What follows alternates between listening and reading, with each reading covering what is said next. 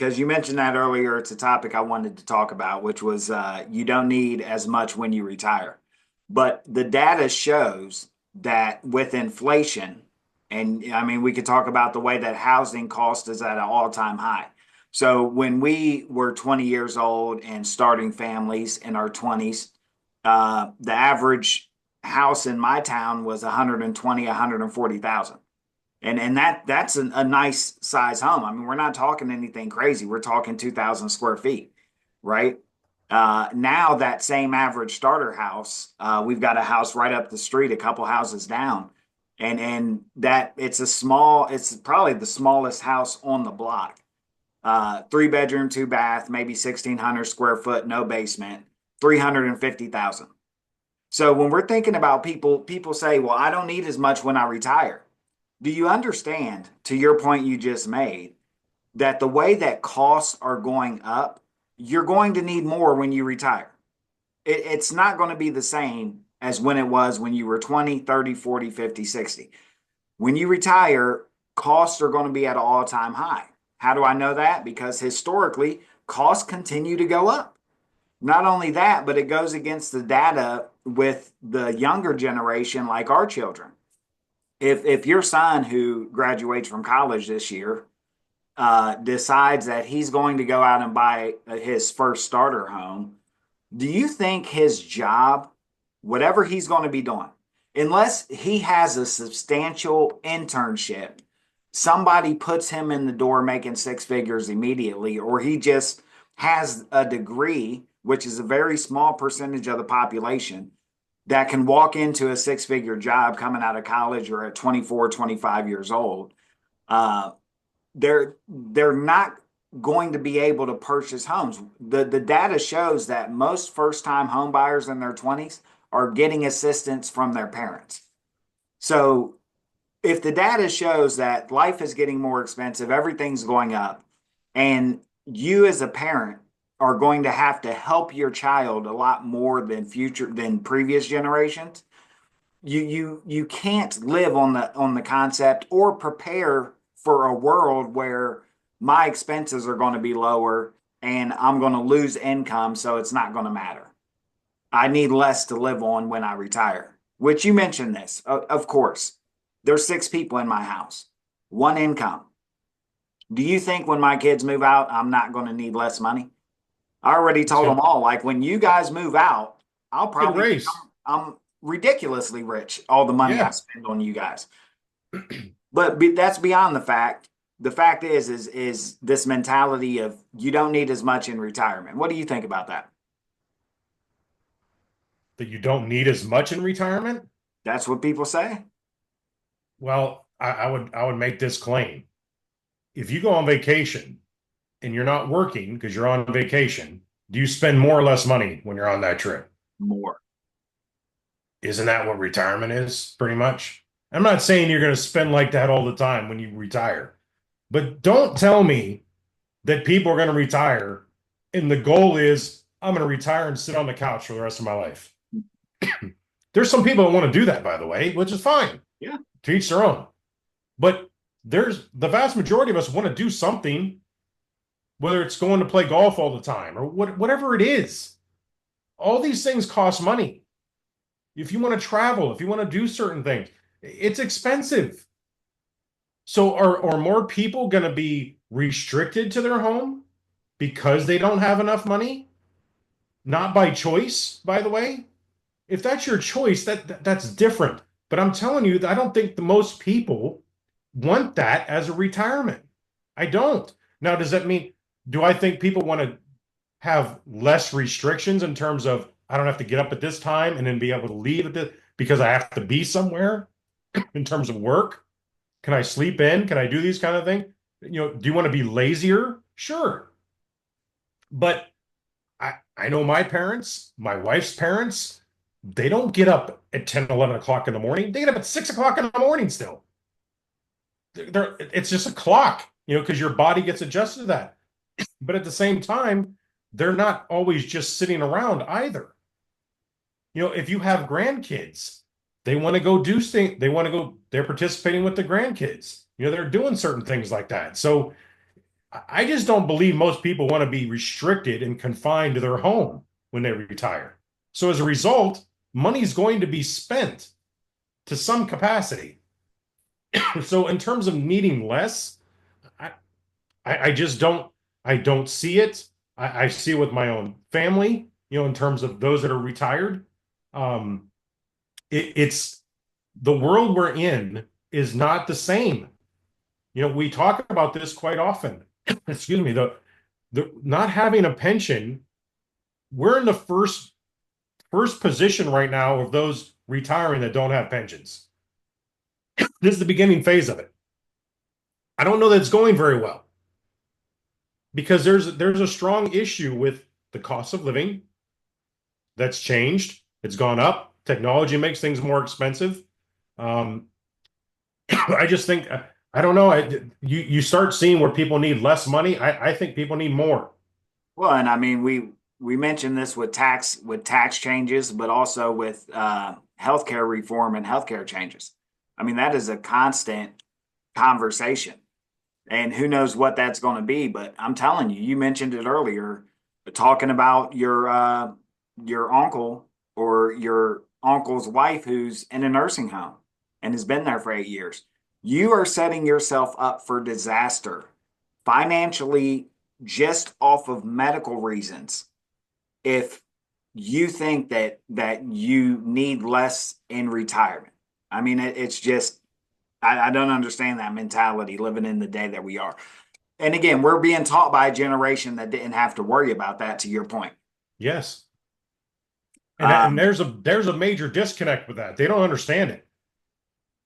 yeah, That generation doesn't get it because they're the last of that generation, the last of population that were fortunate enough to have something like that.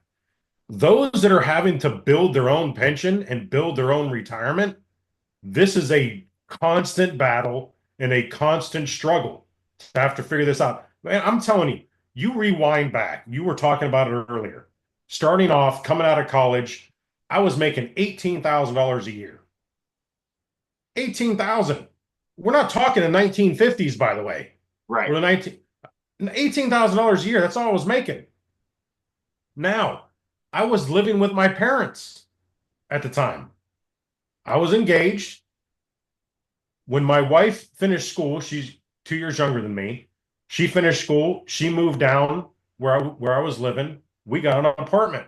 Yes, we got an apartment. Now you think about and correlate that what you're saying in terms of today's generation, like our kids, with my son or your kids trying to go out and buy a home now, coming out of college.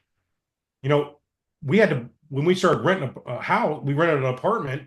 Think about what rent is today compared to trying to buy. So trying to buy, what I was saying was the house we lived in for 20 years is now selling on the market right now for 300 grand. That was a 1,700 square foot home. So now you can't buy that as someone that's 23 years old, more than likely, based on what you were saying with income. right. They're not making enough. So you have to go rent. Well, what is rent? Where do you live? First of all, what city, what town do you live in? It all makes sense. You're in New York City, Chicago, Philadelphia, LA, these bigger cities. Rent is ridiculous. Yeah, it's insane 2,000-3,000 bucks for nothing for a for a one bad bedroom area. apartment, For a bad area, a studio. yeah. Or where we live, you get a one bedroom apartment, still hundreds of dollars, by the way. So but you're not, the income's not there. How are you making all of this? I just had this conversation with my daughter. She's done, she's on her own in terms of job, but she's still living at home. She's 20. We're not booting her out. She should still be in school, but she went to cosmetology school. That's what she decided to do. She can't go afford a place by herself. She can't. Hmm.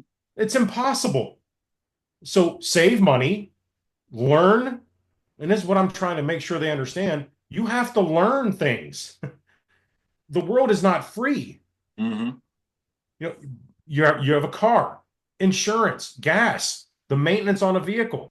Then you have rent, and if you have utilities that are not included in that rent, then you have groceries. Then you want to have a personal, private life. Go out and do things. All that costs money. You start hitting the total button, you can't do it by yourself. You need somewhere where you don't have to pay rent right now and you don't have to pay utilities right now, but the rest of it's on you. You got to figure it out. And you got to learn how to be able to do these kind of things. And I think this is the big missing piece, man. These younger people think they're going to come out with a college degree and they're going to be making I should be making six figures a year. I deserve it. You deserve what? Right. What experience do you have? Okay, you have excuse me, you have a piece of paper that gives you a college degree. Who cares? That What usually isn't even paid for yet, but Right. Who cares? What experience do you have? What on hands experience do you have in the profession that you're trying to get? What do you have? And you think you're going to make six figures? There's certain jobs that can do that. Maybe an engineering type role, or you become a nurse, a doctor. All that is you're going to have, to your point, you're probably going to have some bills attached to that education. mhm. So how do you manage all of this? And when we're talking about, you mentioned 50 being the barometer of how you start to look at things, we got to rewind, man. I said this before, earlier in life, you got to start figuring this out earlier and you got to start having a game plan. And it's hard. I think back to the time I was that age, I wasn't thinking about any of that. No. My parents didn't talk about it. We need to start having these conversations with our younger people. This is a Every generation is different. Everybody talks about my generation was harder, this and that. What people are dealing with right now is unprecedented, man. To come out in the world with these kids, and I will absolutely say it, it's harder. It's harder. I made $18,000 a year and I was able to make it. Yeah. It sucked, but I was able to make it. And then I didn't stick with 18 grand a year, obviously. But who's making you can't make $18,000 a year now and come close to being able to do anything for yourself. You can't. You can't. So people need to start having these conversations with younger people, regardless if they have money or not. They need to understand what I said earlier, how money works. Understand who your partners are with that money. Meaning, do you have an IRS attachment to that in the future? Do you have a tax deduction today on that money? Is that beneficial to do that today? It's that seed versus harvest that you and I have talked about. Is it better to pay taxes now and avoid taxes in the future, or reverse of that? Avoid taxes now and pay taxes in the future. That's the road that most of us are on. That's the decision that has to be made, and you have to understand what those decisions really mean. Because what does money really mean? We talk about this all the time. We've been talking about it here today. How much money do you have to spend? What is yours to spend? What is yours to the partner? How much do you have to save? Do we need to save more money? Do we need less to live on in the future? These are real conversations that people need to sit down and really, really talk about. They don't want to talk about it because they don't like the answers, typically. Yeah. Yep. I had a call, or my wife, we're sitting on the couch the other night, and one of our friends texts her like mother friend group. And she's like, hey, dude, does anybody know an attorney that can help us set up a trust? And another mom's like, yeah, we need to do the same thing. Does anybody know anybody? And my wife was like, well, that's part of what Will does.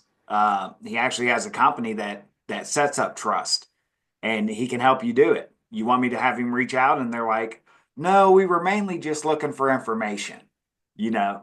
And it's like, how do you go from, does anybody know an attorney? Does anybody know somebody that can help? Here's the help. Now we need to wait. It's exactly what you just said. Like, people, for whatever reason, are afraid to have real conversations because they don't want to be judged. Yes. That's the reality of it. They don't want to be judged. I never understood that, man. I am a student to the core. And I was never a good student in school because I wasn't interested in it. But when it came to business and life and making sure that my family had a good life, yeah, I became a student. And I know I was never ashamed of people knowing where I was in life. You know what I'm saying? Because it's either this: I have more than you, and this is how people think. I have more than you, and I don't want you to know. All I want you to know is that I have more than you. That's all you need to know.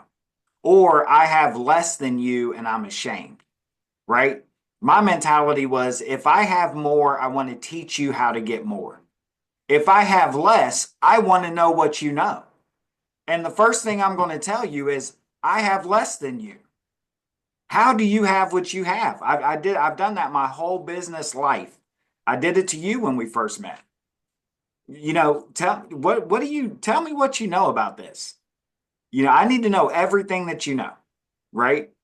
And that's what people just don't do. They're so afraid of being judged. They're so afraid of not being keeping up with the Joneses. They're so afraid of being looked at in some kind of way.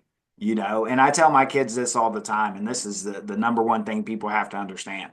The moment you don't care what people think about you is the moment that you become free. No doubt. And it's the moment that you get to leverage your inner power to the most. And when people can do that with their money, they will grow, they will expand, and they'll put themselves in a position where life is better in long term.